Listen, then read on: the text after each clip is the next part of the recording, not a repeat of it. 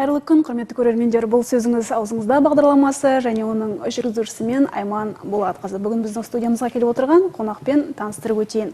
Өрлеу біліктілікті арттыру ұлттық орталығы акционерлік қоғамының Ақтөбе облыстық филиалының бөлім басшысы Гүлайым Жетпісбайқызы Рахатова. Гүлайым Жетпісбайқызы, студиямызға қош келдіңіз. Қазір енді Астана күні жақындап келеді, барлығымыз тойлаймыз, демалыс береді. Бұл жағы да біздің қазір халқымызды қуантып жатыр, мерекеде демаламыз деп. Және әрине кейбір өздеріңіз қызмет жасап жатқан кейбір мекемелер бар. Бұндай мереке қарсаңында әрине түрлі шаралар көбейеді, акциялар көбейеді. Қазір міне апталықты бастаған екенсіздер. 26 маусымда бастадыңыздар бұл апталықты. Астана Алаштың бақ ордасы деген апталық. Осы апталық аясында қазір түрлі шаралар ұйымдастырылып жатыр екен, кешенді. Осы жөнінде бізге ақпарат беріп өтсеңіз, және әрі қарай жалпы қазір ұлттық орталық біліктілікті арттыру орталығы немен айналысып жатыр, педагог кадрлардың біліктілігін арттыру мәселесі біздің өңірде қалай тұр, осы жөнінде осы сұрақтарға кезек беретін боламыз. Сөз кезегі өзіңізде. Рахмет, сөзіңіз аузыңызда.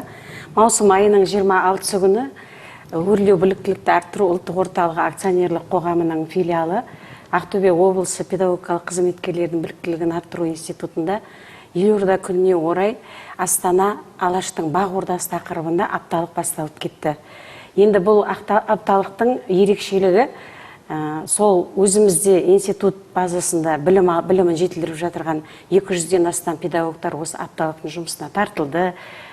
Сонымен бірге байқаулар өткіздірді түрлі жанрларда, өнер жанрында, және сәулет жанры деп айтуға болады, немесе шығармашылық жанрында. Енді ең бірінші бұл апталықты біздер видеолекция, видеодәріс өткізу арқылы бастадық. Содан кейін тақырыптық ақпараттық сағат өтті, сосын кітап көрмесі ұйымдастырылды.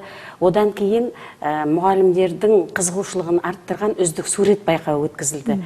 Бұл апталықта біздер білім беру мекемелерінің барлық деңгейдегі педагогтарын қамтуға тырыстық.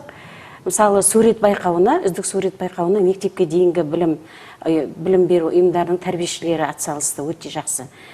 Ал шығармашылық эссе байқауына география пәнінің мұғалімдері мен тіл мамандары өте белсене қатысты. Ал викториналық сұрақтарға биология, сосын география пәнінің мұғалімдері жақсы қатысты. Енді біз білеміз, ол өрлеу біліктілікті арттыру орталығы жалпы мәңгілік ел ұлттық идеясын жақсы қолдап, оны насихаттау жұмыстарымен айналысып жүрген. Осы мәңгілік ел ұлттық идеясы және Астана күні мерекесінің бір-бірімен ұштасатын тұстары қалай ұштастырдыңыздар? Әрине, мәңгілік ел ұлттық идеясының негізгі бағыттары мен Астана күні өте сабақтас болды бұл апталықта, байқаулар кезінде әсіресе тыңдаушылар, курс тыңдаушылары мәңгілік елдің құндылығын шығармашылық эссесінде өте жақсы көрсете білді. Яғни эссенің кіріспе бөлімінде елбасының сөздерін, нормативтік құқықтық құжаттарды қамтыған, және сонымен бірге осы мәңгілік ел ұлттық идеясындағы аталған құндылықтарды оқушылардың бойына Астана күнімен байланыстырып, сабақтастырып, қалай дарыту қажеттілігі туралы өздерінің озық педагогикалық технологияларын жазбаша түрде суреттеп берген деп айтуға болады бұл жерде. Сондықтан да мұғалімдердің шығармашылық эссесі арқылы мәңгілік елдің ұлттық құндылығын балалардың бойына дарыту туралы өте жақсы көрсетілген дейміз. Бұл апталық және бір тұсы мынау педагог кадрлардың біліктілігін арттыру, сіздердің жұмыстарыңызды көрсету осы апталық арқылы. Жалпы қазір осы педагог қызметкерлердің біліктілігін арттырудағы жаңалықтар қандай? Жаңалықтар болып жатыр ма? Қазіргі таңда әрине жаңалық көп деп айтуға болады. Себебі бізде қарқынды түрде жаңартылған білім беру бағдарламасымен барлық деңгейдегі педагогтарды оқытудамыз. Яғни білімін жетілдіріп жатырмыз. Жаңағы жоғарыда айтып өткен мәңгілік елдің ұлттық идеясы да әрбір 45 минуттық сабақтың әрбір жоспарында басқа бөлігінде балалардың бойына құндылықты дарыту деген бөлік бар.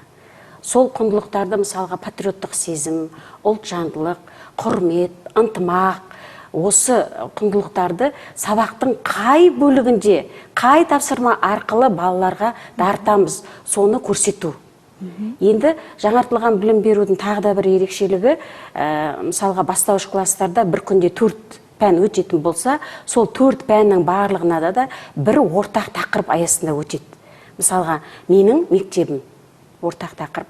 Сол ортақ тақырып аясында әліппе сабағында да, математика сабағында да, ән, музыка сабағында да, немесе өнер сабағы болсын, тіл сабақтары болсын, барлығында да осы ортақ тақырып аясында балаларға білім беріледі. Және сонымен қатар көптеген енді ата-аналардың тарапынан осы уақытқа дейін өзіңіз білесіз, түсініспестік болып жатыр. Оқушылар, мұғалімдердің өздерінше шамалап түсіндіру күрделірек болды. Бірақ қазіргі уақытта мынау сіздердің көмектеріңіздің арқасында ақпараттық құралдардың қалың жұртшылық осы жаңартылған білім беру бағдарламасының басты идеясын ұғынған сияқты. Себебі бала бұл жерде өздігінен білім алады. Өзінің ғылыми зерттеушілік қабілетін арттырады. Өзі ізденеді, өзі табады, өзі белгілі бір педагог жағдаятта шыға алады. Әр оқушыны бәсекелестік ортаға беру деген сөз. Әр оқушының таңдау құқы бар. Қай бағытты, ол енді мынау алдағы болашағына байланысты ғой. Болашақ мамандық таңдауына да өз әсерін тигізеді. Бала өзінің қабілетін осы мектеп қабырғасында көрсету арқылы ары қарай өзінің бір саласын, жолын таңдайды. Осындай да бір тұстары бар шығар. Қазіргі профессорлық оқытушылық құрам жөнінде бізге айтып берсеңіз. Біздің институттың профессорлық оқытушылық құрамының педагогикалық әлеуеті өте жоғары деңгейде, мақтанып айтуға тұрады. Бізде профессор, доктор бар, 8 кандидатымыз бар, 4 доцентіміз бар, және 33 магистріміз бар. Яғни біздегі қызметкерлердің жалпы санының 90-ға жуық пайызы ғылыми дәрежелі мамандар деп айтуға болады. Өте жоғары білікті мамандар. Өте жоғары білікті мамандар. Және сонымен қатар осы тұрғыда, кәсіби тұрғыда халықаралық, республикалық деңгейде көптеген іс-шаралар өткізілуде. Оған өздеріңіз де куә болып жүрсіздер. Осы сәтті пайдаланып сіздерді өткен журналистер күнімен құттықтаймын. Еңбектеріңізде табысты болыңыздар. Осы Рика телеарнасымен біздер әр уақытта да тығыз байланыста боламыз. Мекемемізде қандай бір іс-шара өтсе де сіздердің осы назарларыңызға ілігуге, халық назарына ілігуге тырысып отырамыз. Бұл сіздердің еңбектеріңіз жана берсін деп мекеме атынан осы сәт пайдаланып құттықтауға рұқсат етіңіз. Әріптестеріміздің атынан біз де сіздерге алғысымыз шексіз. Әрине біздің байланысымыз одан әрімен дамый береді деген сенімдеміз, ниеттеміз. Орталықта қандай жаңалық болмасын, әрине біз оны көрермендерге жеткізуге әрдайым дайынбыз. Сіздерге де еңбектеріңізге жеміс тілейміз, және осы жолда тоқтамаңыздар. Біздің енді сіздердің жұмыстарыңыз бұл мектептердегі балабақшадан бастап мектептегі оқушылардың біліміне, біліктілігіне байланысты. Сайып келгенде бұл біздің болашағымыз. Демек, сіз біздің болашағымызды жаратып жатсыз деген сөз. Сіздерге осы жолда үлкен шығармашылық, жалпы табыс тілейміз, еңбекте табысты болыңыздар. Сіздерге бүгінгі әңгімеңізге алғысымыз шексіз. Келіп тұрыңыздар, күтеміз.